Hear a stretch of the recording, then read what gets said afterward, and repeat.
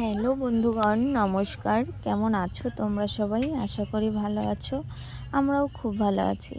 তো আজকে হচ্ছে বিজয়া, তো সবাইকে জানাই শুভ বিজয়া, শুভেচ্ছা, অনেক অনেক ভালোবাসা।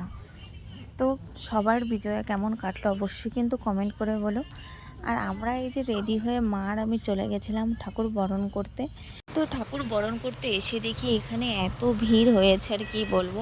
মা আর আমি একটু শাড়ি টাড়ি পরতেই লেট হয়ে গেছিলো, যার জন্য দেখো সন্ধ্যাও হয়ে গেছে আর অনেকটা লাইন হয়ে গেছে। এর আগে যারা যারা মানে বরণ করে চলে গেছে ওরাই ভালো করেছে, হয়তো আমাদের একটু লেট হয়ে গেছে যার জন্য ভিড় হয়ে গেছে এখানে অনেক।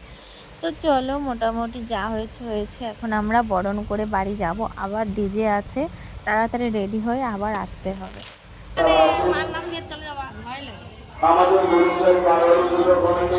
তারপরে ঠাকুরকে বরণ করে আমরা চলে গেছিলাম বাড়ি থেকে রেডি হয়ে আবার চলে এসেছি আমাদের ডিজে অনুষ্ঠানে।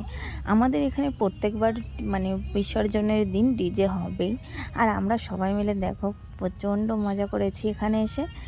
তো এখানে আমার ননদ টনদ অনেকেই এসেছিলো, তো ওদেরকে নিয়েই আমি এখানে নাচ করছিলাম।